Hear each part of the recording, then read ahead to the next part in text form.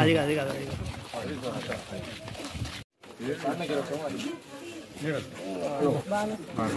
ఎన్ని ఏంటంటే 30 ఏం జబ్బు ఇమ్మకి ఒంట్లో ప్రాబ్లం అంతే ఏం లేదు. ఇప్పుడు ఇమ్మకి ఏం పేరు వస్తాను చదువుతాడా ఎన్నో తరగతి 5 ఆధార్ కార్డు కూడా ఇంకా పుట్టలేదు, ఏళ్ళు వరకు ఏదో ప్రాబ్లం. నిన్న భాను ఒక అమ్మాయి మరి అకస్మాత్తుగా హార్ట్ అటాక్తో చనిపోవడం జరిగింది. మరి ఆమెకి మొదటి నుంచి కూడా అనారోగ్యంతో తిరుపతి అక్కడక్కడ హాస్పిటల్ని తిప్పుతూ వస్తున్నారు, చేస్తూ వస్తున్నారు, ఇది చేస్తున్నారు.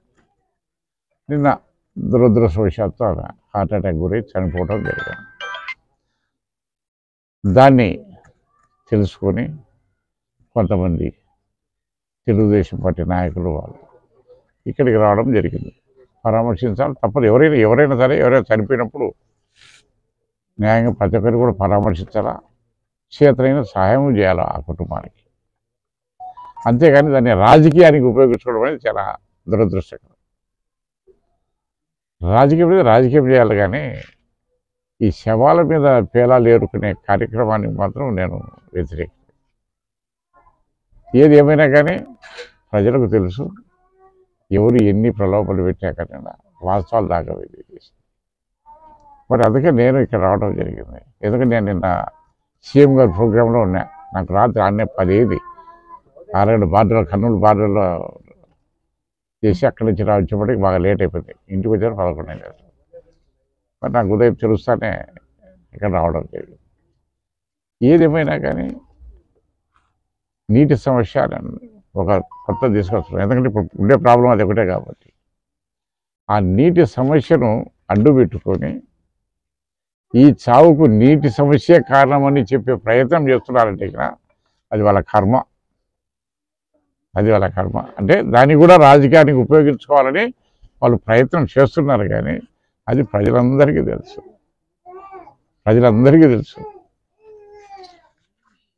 నీటి సమస్య ఉంది. ఈ సంవత్సరం వర్షాలు తక్కువ వచ్చినాయి, ఇది లేదు. అయినా సరే ఎక్కడే కానీ నీటి కొరత రాకూడదనే ఈరోజు ట్యాంకర్స్ పెట్టి తోలుస్తున్నాం. మరి అదే విధంగా నిన్ననే 3 రోజుల కిందట ములపాకులో 4 ఫిల్టర్ పాయింట్ వేసాం. అక్కడి నుంచి మోటార్ కనెక్షన్ ఇస్తున్నాం. 200 HP మోటార్ పెట్టిస్తాను. మైదుకూరు వరకు కూడా సప్లై చేయాలని చెప్పేసి దాన్ని కూడా 2-3 రోజుల్లో పూర్తి చేసి ఒక 1 వీక్లో ములపాక ఫిల్టర్ వాటర్ కూడా ఇక్కడికి పంపించేదాన్ని కూడా ఏర్పాటు చేస్తున్నాం. 1 వీక్లో అవి కూడా పూర్తి అవుతాయి. అదే కాకుండా ఈ పొద్దు ఇక చెరుగంగ వాటర్ కూడా ఎర్ర చెరువు కూడా ఓపెన్ చేయించిన నిన్నటి నుంచి వస్తున్నాయి. అది కూడా ఇదొక ఫుల్గా నింపేస్తాం.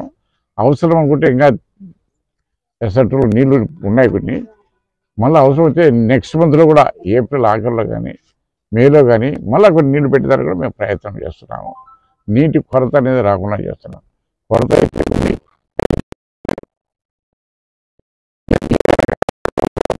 ఆ కొరతను ఏదో విధంగా కాపాడుకోవడానికి ప్రయత్నం చేస్తున్నాం.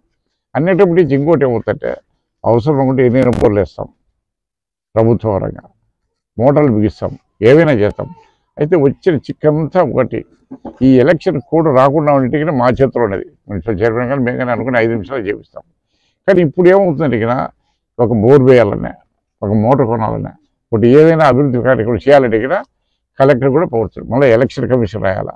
ఎలక్షన్ కమిషన్ పర్మిషన్ తీసుకొని మనం బోర్ కూడా వేసేదానికి లేదు. ఆ సమస్యలో ఈరోజు మనం ఉన్నాం.